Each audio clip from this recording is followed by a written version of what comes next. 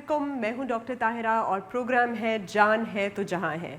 जैसे कि आपको पता है, रमज़ान भी चल रहा है, साथ साथ लॉकडाउन भी चल रहा है। बाकी सारी दुनिया में और इन जनरली रमज़ान के बारे में जब हम सोचते हैं तो रमज़ान वो महीना है जिसमें हमने अब्सटेन करना होता है, अपने आप पे कंट्रोल करना होता है, रोकना होता है अपने आप को ज़्यादा खाने से या कोई भी और गलत काम करने से। पर अनफॉर्चुनेटली हमारे यहाँ ये एक ट्रेंड बन गया है कि जैसे ही हम रमज़ान की बात करते हैं हम उसको एसोसिएट कर लेते हैं बहुत ज़्यादा खाने से, और हर वक्त जो भी प्रोग्राम भी दिख रहा होता है या बातचीत भी हो रही होती है वो या खाना ना खाने या खाना ज़्यादा खाने से के ही अराउंड रिवॉल्व करती रहती है। और लोग इस पर अटेंशन बिल्कुल नहीं देते कि एक्चुअली तो रमज़ान इसलिए हमारी ज़िंदगी में आया है कि हम अपनी ज़िंदगी के अंदर एक बैलेंस जो है ना वो क्रिएट कर सकें। हमें पता हो कि क्या हमने खाना है, कितना खाना है, और खाना ही ज़िंदगी नहीं है। इसी सिलसिले में आज हमने इनवाइट किया है एक बहुत ही अच्छे डॉक्टर को जिनका नाम है डॉक्टर उमर हसन आफ्ताब। वो गैस्ट्रोएंटरोलॉजिस्ट हैं। वो हमसे वो सारी बातें करेंगे जो रमज़ान में हमें बहुत सारे इश्यूज़ होते हैं खाने पीने को लेके, चाहे वो बदहज़मी हो गई, वो गैस हो गई, वो कॉन्स्टिपेशन हो गई, और उससे रिलेटेड और भी बहुत सारे मसले, एंड स्पेशली हमारा जो नेशनल ऑलमोस्ट मसला हो गया जिसे हम हेपेटाइटिस कहते हैं और जिसे हम इतना ज़्यादा इग्नोर करने लगे हैं। हम कोरोना के नंबर्स तो खूब फॉलो करते हैं, हम कोरोना से डरते भी हैं, हमें कोरोना से बहुत ज़्यादा डर लग रहा है जिसकी वजह से हम सारा लॉकडाउन में हैं, जो कि बहुत अच्छी बात है। लेकिन हम ये इग्नोर करते हैं कि हेपेटाइटिस से हमारे कंट्री में रोज़ 400 बंदा मरता है। हेपेटाइटिस हमें इतनी ज़्यादा सोर्सेज से बहुत आसानी से लग भी जाता है, और हेपेटाइटिस जो है वो अंदर पनपता रहता है, हमें पता भी नहीं चलता, हम इलाज भी नहीं कराते, और एक दिन वो लिवर कैंसर का सबब भी बन जाता है। उन सब को और को डिस्कस करने के लिए हम डॉक्टर उमर हसन आफ्ताब को खुशामदीद कहते हैं। कैसे हैं डॉक्टर साहब आप? पता ही आपको जैसे सारा कुछ चल रहा है, तो सबसे पहले तो आप ये जो हमारी ओवर ईटिंग हैबिट्स की वजह से प्रॉब्लम्स होती हैं उनको डिस्कस करें। ये जो हम चिकना और बहुत ज़्यादा तरी वाले सालन खा रहे हैं या समोसे पकोड़े खा रहे हैं, उनकी वजह से किस किस्म के मसले हो सकते हैं लोगों को? जी जी, थैंक यू। आपने बड़ा इंपॉर्टेंट टॉपिक्स स्टार्ट किए हैं, बहुत ब्रॉड टर्म्स हैं ये, इनके लिए तो काफ़ी टाइम लग जाएगा, लेकिन जो लोगों की सबसे ज़रूरी चीज़ समझने के लिए रमज़ान में होती है, क्योंकि बड़ा कॉमनली आप देखते भी हैं जब आप अस्पतालों में जाते हैं तो अफ्तारी के बाद हमारे हॉस्पिटल्स के एमरजेंसी में काफ़ी रश हो जाता है। उसमें mostly because of over eating, food poisoning, या आप कह लें कि गंदी अशिया खाने से, जिसमें मोस्टली जो लोग हम लोकल वेंडर्स वगैरह से लेकर के खाते हैं उनकी वजह से होता है, जिसकी वजह से हमारे लोगों का मसला क्या है, हम लोग जब अफ्तारी की टेबल पे बैठते हैं तो हम भूल जाते हैं, हम सिर्फ अफ्तारी की टेबल पे बस खाने की तरफ सारे चल पड़ते हैं, इंक्लूडिंग सब कोई। ये हम सब का ही मसला है। इसमें सिर्फ प्रॉब्लम ये है कि हम लोगों को अपनी लाइफस्टाइल थोड़ी सी मॉडिफाई करनी चाहिए। इस सिलसिले में बहुत सारे डॉक्टर्स बड़े अरसे से लोगों को एजुकेट भी कर रहे हैं। आपने पहले भी सुना होगा, बड़ा मशहूर प्रोवर्ब है कि breakfast like a king, lunch like a rich man and dinner like a poor man. But हम लोग इसके मुतबादिल करते हैं, और ख़ास तौर पे रमज़ान में। तो रमज़ान में स्पेशली हमारी ईटिंग हैबिट्स और हमारा लाइफस्टाइल जो है दोनों ही बड़ा अपसेट हो जाते हैं। स्पेशली हम अफ्तारी के बाद, खाने के बाद बैठ जाते हैं, बहुत ज़्यादा खाए हैं, और उसके बाद हम घर में ही रहते हैं, हमारी सेडेंटरी लाइफस्टाइल हो जाती है। सिमिलरली सहरी के बाद जिस तरह आपने भी अपने आसपास देखा होगा, लोग सहरी के बाद सो जाते हैं, ज़्यादा सारा खा के इमीडिएटली उसके बाद सो जाते हैं, तो जिसकी वजह से उन्हें बहुत कॉमन प्रॉब्लम्स होते हैं, जिसके अंदर गैस बनना है, खट्टे डकार आना है, मुंह का जायका बदलना एक बड़ी कॉमन कंप्लेन होती है लोगों की। समटाइम्स लोग नोज़िया की कंप्लेन करते हैं। फिर फूड पॉइजनिंग बड़ा कॉमन इशू है लोगों को। हमारी एमरजेंसीज़ में शाम को अफ्तारी के बाद राउंड अबाउट 9 बजे के बाद रश पड़ जाता है डायरिया वगैरह की वजह से। तो इसमें बहुत सारी एजुकेशन चाहिए, जिसमें स्पेशली जो मोस्ट कॉमनली हम चीज़ें लोगों को समझाते हैं कि जब भी आप बाहर से चीज़ें लें, स्पेशली फ्रूट्स लें, आप उन्हें लिबरल वॉश करके। किस चीज़ में वॉश करें? खाली पानी में? खाली पानी क्योंकि में आजकल आपको पता है कोरोना भी है और बहुत सारे लोग बहुत सारी डिफरेंट चीज़ों के साथ आ रहे हैं कि अपने फ्रूट बास्केट्स को और फ्रूट को इस तरह से डिसइंफेक्ट करें। तो क्या क्या है जिसमें आप फ्रूट को वॉश कर सकते हैं? कोरोना तो एक नई चीज़ है, डेफिनेटली हमें प्रिकॉशन यूज़ करनी चाहिए, specially in terms of corona की जो आपने बात की है। जिस तरह आजकल वैसे भी गवर्नमेंट ने लॉकडाउन किया हुआ है, और ज़रूरी भी है, it is for our own safety and people's safety. तो इसमें तो डेफिनेटली हमें बाहर लोगों से, लोकल वेंडर्स के पास अगर जाएं भी तो अपना स्पेशल डिस्टेंस रख के जाएं, और जो परचेजिंग है कोशिश करें ज़्यादा से ज़्यादा घर में बनाएं। लेकिन जब भी जो चीज़ फिर भी हम बाहर से लेते हैं उसे लिबरल वॉश करें, क्योंकि पेस्टिसाइड्स बहुत कॉमन यूज़ होते हैं हमारे फ्रूट्स में, वेजिटेबल्स में, तो इन्हें लिबरल वॉश किया जाए। Normal plain water is fine. फिर जब हम बाहर से, ख़ास तौर पे जब फ्रूट चाट वगैरह जिस तरह है आजकल, तो वैसे भी नहीं लेनी चाहिए। हमें घर में बनानी चाहिए, क्योंकि अगर हम उन चीज़ों की सफाई का ख्याल रखेंगे तो थोड़े से सिम्टम्स वगैरह ठीक हो जाएंगे। बाकी पोर्शंस में खाएं।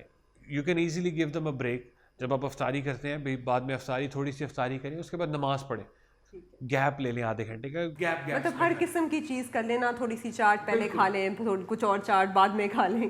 तली हुई चीज़ों से परहेज करें। वही ना, इसलिए चाट मैंने कहा यार, चने की चाट बना लें, उसमें दही डाल लें, थोड़ी देर बाद फ्रूट चाट खा लें, थोड़ी देर बाद सैलड नुमा कोई चीज़ खा लें, थोड़ी देर बाद प्रोटीन इनटेक कर लें, कोई चिकन या गोश्त का बने हुए टिक्के वगैरह खा लें। ये सारी हेल्दी डाइट में आती हैं। तो बिल्कुल, तो ये जो बदहज़मी हो जाती है बहुत ज़्यादा लोगों को, और उसके साथ फ्लैटुलेंस भी होती है, तो बहुत ज़्यादा वो कहते हैं पेट फूल गया, और पेट फूलने के साथ साथ जो है ना उनको गैस होने लगती है। उसकी वजह से वो कहते हैं मैं सही खा भी नहीं पाता। कुछ लोगों को हर वक्त डिस्कम्फर्ट या डिस्टेंशन रहती है, और पेट के साथ साथ ये भी होता है कि लोगों की नींद बहुत इफेक्ट होती है गैस की वजह से। नींद या बुरे ख्याल या ख्वाब भी आते हैं, and all that is related. तो गैस के लिए क्या करें? देखिए, गैस की बहुत कॉमन कंप्लेन है लोगों में, स्पेशली सहरी के बाद। सहरी के बाद जब वो सोते हैं, जब वो सुबह उठते हैं, तो ब्लॉटिंग, गैस, फ्लैटुलेंस जो आपने कहा है, वो बड़ी कॉमन कंप्लेन है। इसके लिए सबसे इम्पॉर्टेंट चीज़ जो है कि आपने जब खाना खाना है, हम हमेशा लोगों को ये कहते हैं कि खाना खा के बैठ ना जाएं, एटलीस्ट थोड़ी सी वॉक करें, ठीक है। अगर कुछ लोग, स्पेशली अब बात हो रही है तो रमज़ान के अलावा भी कर लेते हैं, क्योंकि हम अक्सर लोग ऑफिस जॉब्स वाले लोग होते हैं, वो भी इन कंप्लेंट्स के साथ आते हैं कि खाना खा के जी हमने बैठना है। तो हम उन्हें सजेस्ट करते हैं कि एटलीस्ट आप अपने ऑफिस में अपने टेबल के आसपास ही थोड़ा सा चल फिर लें। इमीडिएटली खाने के बाद ना लेटें, स्पेशली रात को जब सोना होता है, तो हम कहते हैं कि कम से कम घंटे 2 का गैप रखें। कभी भी ओवर ईटिंग ना करें। तली हुई चीज़ें, स्पेशली इफ्तारी में लोग हमारे सोडा ड्रिंक्स, कोला ड्रिंक्स बहुत पीते हैं, अवॉइड करें उन्हें। तो ये जो अजवाइन लोग डाल लेते हैं, कहते हैं अजवाइन बहुत बेहतर है, या ज़्यादा फाइबर वाली चीज़ें, फॉर एग्जांपल इसबगोल का हस्क हो गया, या होल फ्रूट्स हो गए, जो आप फ्रूट खा रहे हैं उसको छिलके के साथ खा लें, मतलब फाइबर ऐड कर लें, इनका कोई फ़ायदा है गैस में? फाइबर जो है, fibre is mostly constipation related. जिन लोगों को हमारे कॉन्स्टिपेशन के प्रॉब्लम्स होते हैं, वो फाइबर वगैरह इस्तेमाल करते हैं। इसबगोल लोग इस्तेमाल करने में कोई ऐसा ममानियत नहीं है, लेकिन इसबगोल का लेने का स्पेशल तरीका है। वो क्या है? कुछ लोग खट्टी दही में ले लेते हैं, वो देखते नहीं, वो एक रेमेडीज़ बनी हुई है कि दही में ले लें। अगर आप उसे खट्टी दही के साथ ले लें तो फ़ायदा तो है नहीं, उससे आपका गला वगैरह ख़राब हो जाएगा। आपने नॉर्मल डाइट के साथ उससे लेना है, उसे ओवर यूज़ नहीं करना। हम लोग ये जो अजवाइन वगैरह आपने कहा है, हमारे लोग फिर उसे ओवर यूज़ कर लेते हैं। कभी गार्लिक, वो टर्मेरिक यूज़ कर लेंगे ब्लॉटिंग वगैरह के लिए। तो इन चीज़ों में अगर करने हैं आपने, इन नेचुरल रेमेडीज़ के कोई इतने साइड इफ़ेक्ट्स होते नहीं हैं, बट आपने इन्हें मिस यूज़ नहीं करना। उसमें स्पेशली हम सिंपल बड़े आसान से लोगों को कहते हैं कि आप, आजकल तो नेट बड़ा कॉमन है, always in Ramzan beet root हो गया, इस तरह के जूसेस वगैरह लें, the foods which are rich in antioxidants. मतलब बेरीज का आजकल हमारे पास स्ट्रॉबेरीज हैं, वो दूसरी ब्लूबेरीज, रास्पबेरीज या जो भी बेरीज हो, एंटीऑक्सीडेंट, इनमें एंटीऑक्सीडेंट्स की मिकदार बहुत होती है, they are very rich in antioxidant. तो एंटीऑक्सीडेंट्स वैसे भी बहुत अच्छे होते हैं बॉडी के लिए, तो फिर हम ऐसी चीज़ों की तरफ जाएं। जैसे शिमला मिर्च वगैरह भी हो गई, विटामिन सी के भी सोर्सेज हैं वो।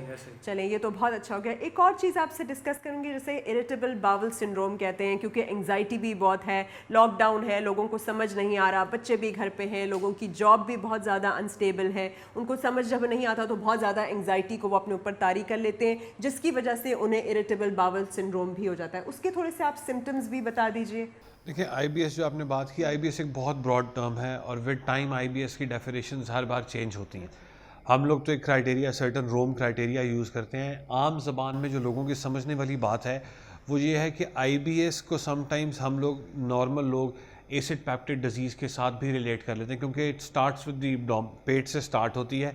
इसमें लोगों को ब्लॉटिंग के सिम्टम्स होते हैं, मतलब उन्हें गैस बनना, डायरिया होना। डायरिया ज़रूरी नहीं है कि उन्हें डायरिया हो, उन्हें डायरिया लाइक सिम्टम्स होते हैं, दे फील द अर्ज, उन्हें अर्ज होती है वॉशरूम बार जाए, और फिर जब जाते हैं तो ऐसा लगता है पूरा।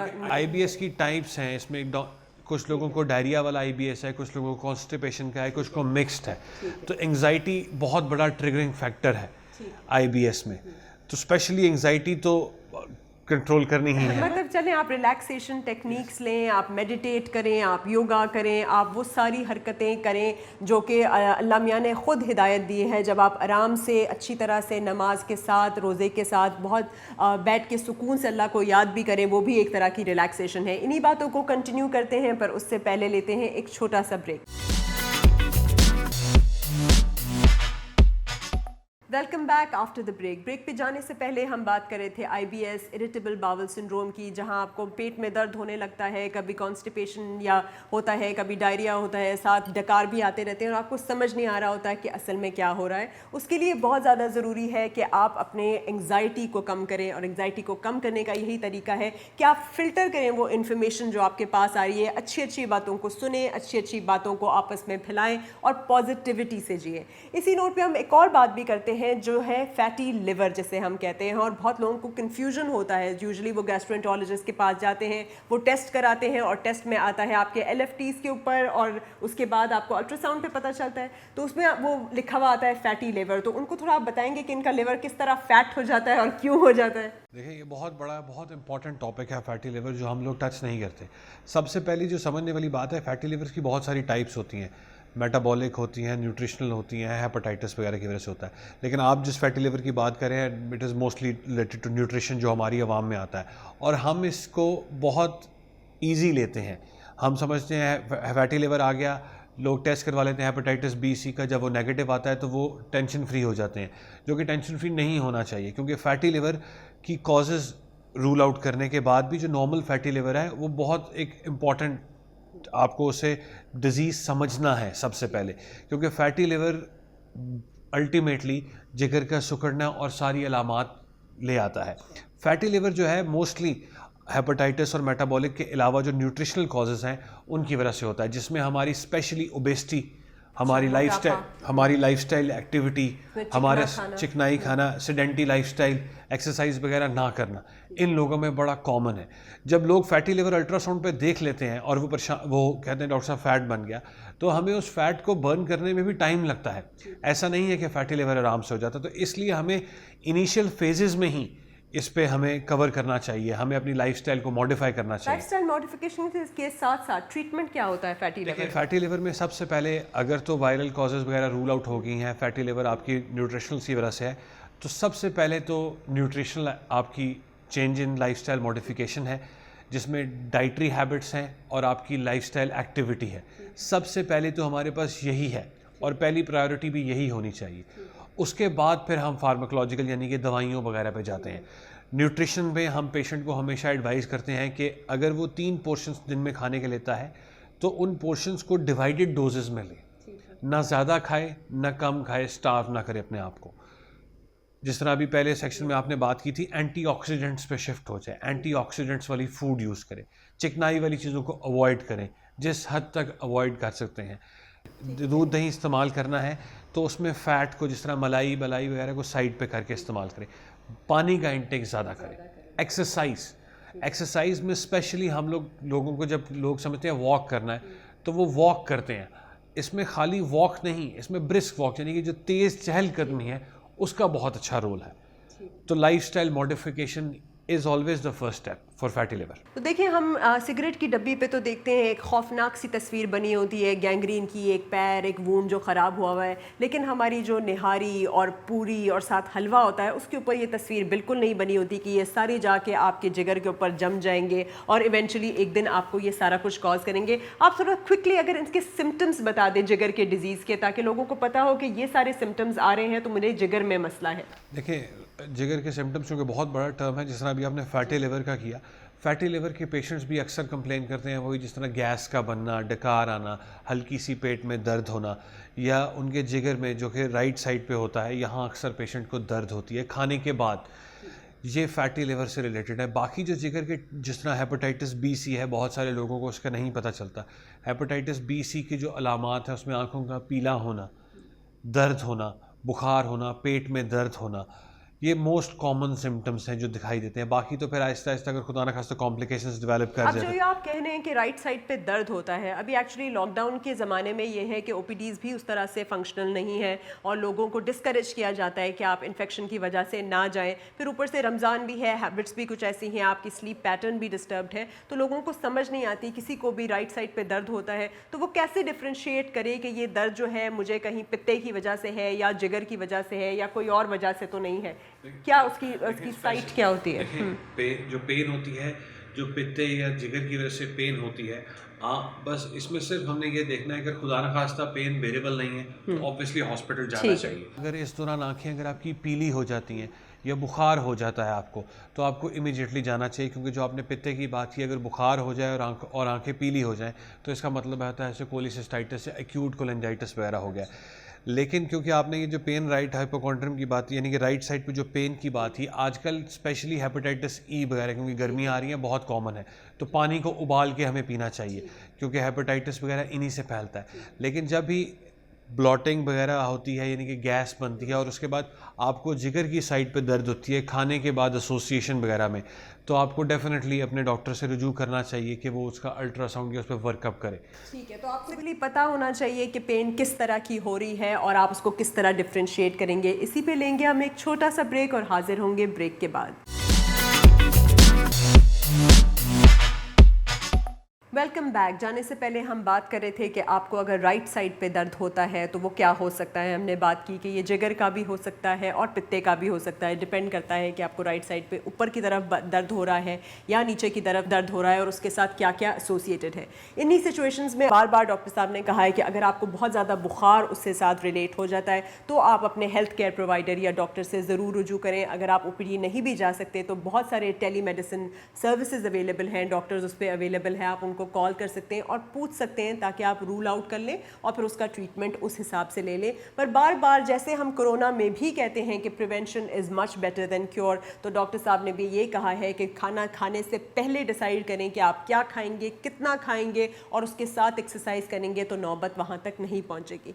हम एक बहुत इंपॉर्टेंट टॉपिक पे थे जिसे हेपेटाइटिस कहते हैं, और हेपेटाइटिस जो है हम बहुत ज़्यादा उसे लाइट लेने लगे हैं अपनी लाइफ में। हालांकि पाकिस्तान में तो 8 मिलियन इंसान को हेपेटाइटिस है। हेपेटाइटिस इतनी आराम से फैल भी जाता है, एक प्रिक से, एक नीडल से, और आप इतने आराम से हजाम के पास जा रहे होते हैं, पार्लर में जा रहे होते हैं, एक ही इंस्ट्रूमेंट्स यूज़ कर रहे होते हैं और हमें नहीं पता होता कि हमारे अंदर वो हेपेटाइटिस कितनी लंबे अरसे के लिए पनप रहा होता है। सो मच सो सिर्फ ये नहीं कि वो लिवर कैंसर का सबब बनेगा, बल्कि बहुत सारे स्टूडेंट्स जो हैं वो वीज़ा अप्लाई करते हैं, सारा प्रोसेस कर लेते हैं, एग्जाम्स पास कर लेते हैं और एंड में उनका वीज़ा रिजेक्ट होकर आ जाता है कि ये हेपेटाइटिस सी पॉजिटिव है, क्योंकि ये एक छुपी हुई और लेटेंट डिजीज़ है जिसका पता नहीं लगता और मतलब उसकी वजह से उनके कितने सारे ट्रैवल प्लान्स और सारा कुछ रह जाता है। तो हेपेटाइटिस के ऊपर आप थोड़ा सा ये बात करें कि एक तो उसके सिम्टम्स क्या होते हैं, कौन कौन सी तरीक़ों से वो फैलता है, और आजकल तो उसका हल भी है, तो उसको कराना कितना ज़रूरी है। देखिए, हेपेटाइटिस बी सी जिसे आम ज़बान में लोग काला यरकान कहते हैं,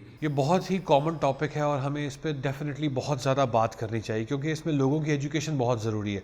स्पेशली जो हमारे देहात के लोग हैं उनको समझना बहुत ज़रूरी है हेपेटाइटिस बी सी का, क्योंकि हमारी सोसाइटी में एक डायलमा बन गया है कि जिसे काला यरकान हो गया है। अब जो आपने बात की, पहले मैं सिर्फ ट्रीटमेंट की बात सिर्फ इसलिए कर लूँगा क्योंकि लोगों को एक मैसेज देना बहुत ज़रूरी होता है। पहले इंटरफेरॉन नामी इंजेक्शन आते थे, मुश्किल ट्रीटमेंट था, 72 इंजेक्शन होते थे, फिर आहिस्ता आहिस्ता 24 हुए। अब तो दवाई आ गई है और गवर्नमेंट ने सब्सिडाइज रेट पे दी है, बहुत कंपैरेटिवली जो बाकी मुल्कों में जिस रेट पे मिल रही है उससे काफ़ी सस्ते रेट पे हमारे मुल्क में अवेलेबल है। सिंगल डोज में भी है, ट्वाइस डोज पे भी है, वो डिपेंड करता है आपको कौन सा हेपेटाइटिस सी। 3 महीने वाला इलाज भी अब आ गया है, डिपेंड करता है। लेकिन आपको जब हेपेटाइटिस हो जाता है तो घबराएं नहीं, ये काबिल इलाज बीमारी है, बशर्ते कि उसकी तशखीस जल्दी से जल्दी हो जाए। तो इसमें सिर्फ, क्योंकि आपने कहा सिम्टम्स वगैरह, बहुत सारे पेशेंट काले हेपेटाइटिस बी और सी के ऐसे होते हैं जो साइलेंट कैरियर्स होते हैं, यानी कि उनमें कोई अलामात नहीं होती और वो कैरियर होते हैं इसके। तो इसलिए हम हमेशा लोगों से इल्तिजा करते हैं कि वो एटलीस्ट 5 साल बाद या 6 साल बाद अपने रूटीन के टेस्ट करवा लें। इसलिए अब तो गवर्नमेंट ने भी, गवर्नमेंट के अस्पतालों में अगर आप जाएँ तो hepatitis B C routine test का हिस्सा बन गए हैं, जॉब रिक्रूटमेंट्स में भी हिस्सा बन गए हैं। और हेल्थ केयर प्रोवाइडर्स या जिस तरह बार्बर शॉप्स वाले जो रिस्क जोन में लोग होते हैं, वो साल 2 साल बाद हेपेटाइटिस बी सी का टेस्ट करा लें, क्योंकि जितना जल्दी पता चलेगा उतना जल्दी इलाज होगा और क्योरेबल डिजीज़ है। खुदा न खास्ता अगर लोगों को हेपेटाइटिस सी की वजह से अलामात शुरू हो जाती हैं, अलामात में भूख का ना लगना, वज़न कम होना, आँखों का पीला होना, बुखार होना, समटाइम्स अगर उसके सिम्टम्स और ज़्यादा ख़राब हो जाते हैं तो पेट में पानी पड़ जाना, आपका मसल लॉस हो जाना, इस तरह की चीज़ें। लेकिन किसी भी कंडीशन में, जिस तरह अब आहिस्ता आहिस्ता डेवलपिंग वर्ल्ड्स हैं, हमारे अपने मुल्क में अब बहुत सारी फैसिलिटीज़ आ गई हैं। अगर खुदा न खास्ता हेपेटाइटिस सी की वजह से आपको अलामात होने लग जाती हैं, यानी कि उसकी कॉम्प्लिकेशन शुरू हो जाती हैं, तो अब ओरल मेडिसिन आ गई हैं, यानी कि अब हमारे पास मार्जिन ज़्यादा है दवाई देने का, तो दवाई देने के ट्रायल ज़रूर लेने चाहिए। और अगर कॉम्प्लिकेशंस डेवलप कर भी लेते हैं तो जितना जल्दी आप अपने हेल्थ केयर प्रोवाइडर के पास जाएंगे उतना ज़्यादा चांस होता है इम्प्रूवमेंट का, स्पेशली हेपेटाइटिस बी सी में, क्योंकि हेपेटाइटिस बी सी का फैलाव जो है गवर्नमेंट ने बहुत अरसे से इस पे वर्क भी किया है कि जी किस तरह फैलता है, हमें अवॉइड करना मोड ऑफ चाहिए। स्प्रेड का देखिए थोड़ा सा उसका बता मोड दें। Of spread hepatitis B C का मोस्टली ब्लड बॉर्न डिजीज़ है। हमारी सोसाइटी में जो पहले हुआ 90s से पहले, आपको पता है जब डिलीवरीज होती थी तो ब्लड स्क्रीनिंग नहीं होती थी, खून लग जाता था, तो हमारी फीमेल्स में इस तरह आया।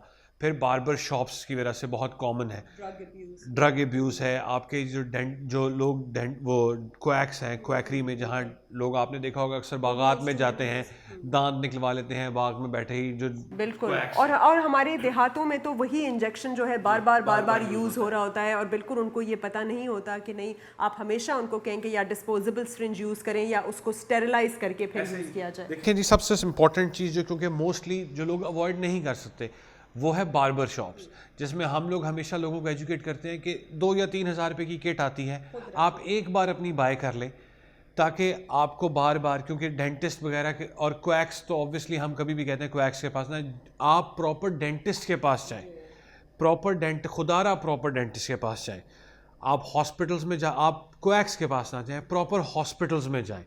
ये चीज़ें तो चलें अवॉइडेबल ईजिली हैं, लेकिन बार्बर्स जो हैं वो, क्योंकि लोग कहते हैं डॉक्टर साहब हमने बार्बर के पास तो जाना है, तो उससे ईजिली अवॉइडेबल है, आप एक अपनी किट परचेज कर बिल्कुल, ये लें। किट आप सिर्फ हजाम के पास अपना उस तरह अपनी कैंची और अपना ब्लेड जो आप शेव कराने जाते हैं वो भी लेकर जाइए। आप अगर पार्लर जाते हैं तो ये जो आपका नेल कटर होता है, नेल फाइलर होता है, क्यूटिकल रिमूवर होता है, कैंची होती है, वो भी अपने साथ लेकर जाइए। और जब उसको लेकर आते हैं तब भी उसे डेटॉल के पानी में और उबलते हुए पानी में एक दफ़ा स्टेरलाइज कर लेना बहुत ज़रूरी होता है। आपके जो घर में लोग काम करते हैं, आपके डोमेस्टिक सर्वेंट जो रोज़ काटते पिटते हैं, आपके बच्चों के साथ इंटरैक्ट करते हैं, उनका भी टेस्ट कराते रहिए रेगुलरली, और अपना टेस्ट भी कराते रहिए। ये कोरोना जो आ तो गया है, पर इसने हमें बहुत कुछ सिखा भी दिया है कि एक डिजीज़ कंटेजियस होता है, स्प्रेड कैसे करता है, और उसकी स्प्रेड को कंटेन करने में ही बेहतरी है। क्योंकि कुछ भी कर लो, ट्रीटमेंट बाद में एंड स्टेज में बहुत मुश्किल होता है, रिसोर्सेज भी नहीं होते, वसाइल भी नहीं होते, और कोई भी गवर्नमेंट भी इस केपेबल नहीं होती कि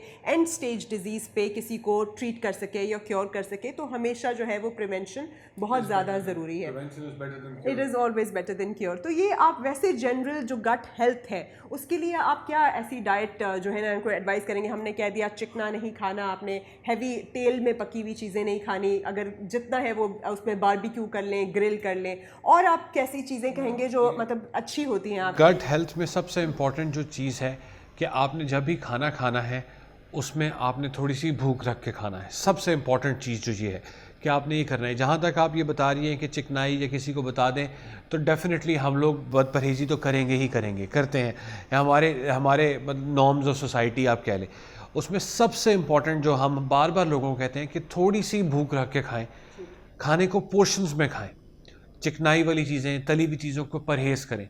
हैवी फूड्स अगर जिस दिन हम खा लेते हैं, फॉर एग्जांपल जिस दिन किसी दावत पे चले गए या किसी शादी पे चले गए, तो उसके बाद एटलीस्ट थोड़ी सी वॉक करें, सोने में गैप लाएं, उसके इमीडिएटली बाद ना सोएं, क्योंकि जब ये अलामात बढ़ जाएंगी उसके बाद आपको जिगर की मैदे की सोजिश वगैरह अगर शुरू हो गई तो फिर प्रॉब्लम हो जाता है, फिर मेडिसिन पे आपको आना पड़ता है, फिर मेडिसिन समटाइम्स लंबे अरसे के लिए लेनी पड़ती है।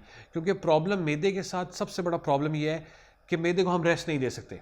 खुदा न खास्ता हाथ पे चोट लगती है, डॉक्टर रेस्ट दे देता है और मेडिसिन दे देता है, मैदे को आप रेस्ट तो नहीं दे सकते। लेकिन मेरा ख्याल है रोज़ा एक ऑटोमेटिक रेस्ट हो गया उसके लिए, तो अल्लाह ताला ने ये रोज़ा इसीलिए रखा है कि थोड़े दिन के लिए आपके मैदे को रेस्ट दिया जाए। इंटरमिटेंट फास्टिंग तो एक बल्कि बहुत ही रीसेंट ट्रेंड है जो जिसके बहुत सारे फ़वाइद हैं। ना सिर्फ ये कि हमारा वो वेट लॉस, हमारा मूड एलिवेशन, बल्कि बीपी और हार्ट से रिलेटेड बहुत सारे मसले, डायबिटीज़ कंट्रोल, इन सब में बहुत ज़्यादा इसका अच्छा जो है ना वो रोल है। जाते जाते हम एक और छोटी सी बात करते हैं कि बहुत लोगों को पेप्टिक अल्सर होता है और कुछ को डियोडनल अल्सर होता है। वो कहते हैं कि भाई हमें खाने से आराम आ जाता है और कुछ कहते हैं हमें भूखा रहने से आराम आ जाता है। इसका थोड़ा सा आप अगर क्विक देखें, बहुत सारे पेशेंट्स हमारे पास जो आते हैं, डॉक्टर साहब हमें खाने से पहले दर्द, खाली पेट किसी को दर्द होती है, मरीज़ आके कहता है कि मुझे खाली पेट रहना पसंद रहता है। कुछ लोग आके कहते हैं कि जी हमें खाने के बाद दर्द होती है। तो ये ड्यूडेनल अल्सर और स्टमक अल्सर, जैसे आप कह लें आंत का अल्सर आम ज़बान में, और मैदे का अल्सर, ये बड़ा कॉमन है, और इसके लिए सबसे इंपॉर्टेंट जो आपने बात की, एच पाइलोराई बग है हमारी सोसाइटी में जो सबसे कॉमन है, जिसके लिए हम बार बार लोगों को कहते हैं हाइजीन हाइजीन, क्योंकि एच पाइलोराई का फीको ओरल रूट है। Hygiene is very important. ये जो अल्सर्स हैं इनमें मोस्टली, क्योंकि हमारी सोसाइटी में अल्सर्स एच पाइलोराई की वजह से मोस्टली होते हैं, तो इसे ईज़िली अवॉइडेबल है। पानी उबाल के पिएँ, सब्जियां या फ्रूट ख़रीदें तो उन्हें अच्छी तरह साफ़ करें, घर में अपना तौलिया अलग रखें, अपने हाथों का अपने हाथों की सफाई का ख़ास ख्याल रखें, क्योंकि ये वो चीज़ें हैं जो बड़ी इजीली अवॉइडेबल होती हैं और बड़ी कॉमन है। बाकी क्योंकि पेशेंट में डिफरेंट सिम्टम्स के साथ आते हैं, लेकिन मोस्टली पेशेंट्स अक्सर यही कंप्लेन करते हैं, डॉक्टर साहब मुझे भूखा रहना पसंद है, खाली पेट, और कुछ कहते हैं जी खाने के बाद फिर आराम उसके आता है। बाद जब कई लोग कहते हैं कि मैं बिस्किट और दूध पी लेता हूँ, तो इज़ इट ओके क्योंकि आप एसिड कंटेंट को कम कर रहे होते हैं या नहीं? देखिए वो पेशेंट की बॉडी, वो पेशेंट अपने आप को अपने हिसाब से मॉडिफाई कर चुका होता है, लेकिन जब आपको इस तरह की अलामात होने लग जाएं तो डेफिनेटली आपको फिर उसका भी आप हल है, ट्रिपल रेजिमेन अवेलेबल है? एच पाइलोराई की बड़ी आसान से ट्रीटमेंट है, 14 दिन का एंटीबायोटिक का कोर्स है, लेकिन बात वही है कि उस 14 दिन तक हमने जाना ही क्यों है, बिल्कुल, जब ये पहले ही अवॉइड हो नहीं, सकता ये है। बात तो कितनी इम्पोर्टेंट है। कोरोना ने भी हमें यही सिखाया है। बार बार हम कह रहे हैं कि हाथ धोइए, बार बार कह रहे हैं अपनी सफाई सुथराई का ख्याल रखिए, और हमारे यहाँ तो ये ओरोफिकल रूट जो होता है, उसका मतलब है कि जो आप खाते हैं और जो आपके अंदर से निकलता है, चाहे वो यूरिन हो चाहे पखाना हो, उसके थ्रू आ सकता है। हमारी नालियाँ कवर्ड नहीं होती, हमारा सैनिटेशन सिस्टम अच्छा नहीं होता, हम अपने बाथरूम के हाइजीन का बिल्कुल ख्याल नहीं रखते। हम तहारत तो कर लेते हैं, लेकिन जहाँ पे हमने बाथरूम यूज़ किया होता है हम उस जगह को धोते और डिसइंफेक्ट सही नहीं करते। हम बाद में जब अपना वेस्ट फेंकते भी हैं बाहर जाए, हम अपने घर की सफाई तक तो ठीक रहते हैं, लेकिन सारा वेस्ट उठा के गली में फेंक देते हैं, और हम ये रियलाइज़ नहीं करते कि हम जहाँ कोरोना के लिए बार बार कह रहे हैं कि ये ड्रॉपलेट से फैलता है, ये मास्क से फैलता है, वहीं पे ये भी प्रूव्ड है कि ये फीको ओरल रूट से भी फैलता है। तो उस केस में भी आपके बाथरूम हाइजीन बहुत ज़्यादा ज़रूरी है। आपने अपनी कम्युनिटी को भी साफ़ रखना है, अपने नेबरहुड को भी साफ़ रखना है, और उस सबसे बहुत सारी बीमारियां, क्या वो एच पाइलोराई हो गई, क्या वो बाद में मलेरिया, जीका, जितनी सारी टाइफॉइड, हमारी सारी बीमारियां हैं वो इवेंचुअली इसी बैड हाइजीन की वजह से होती हैं। सफाई निस्फ ईमान है, तो हम मुसलमान होने का पूरा जो है ना इसी तरह से प्रूव कर सकते हैं कि हम अच्छे मुसलमान हैं जब हम खुद भी साफ़ सुथरे रहेंगे और अपने इर्द गिर्द को भी साफ़ सुथरा रखेंगे। उम्मीद है आपको बहुत अच्छा लगा होगा आज का प्रोग्राम। थैंक यू डॉक्टर साहब आने का, आपसे बात करके बहुत अच्छा लगा। यहीं पे हम आज इस प्रोग्राम के इख्तिताम पे पहुंचते हैं। कल मिलेंगे एक और टॉपिक्स के साथ। देखने का बहुत बहुत शुक्रिया।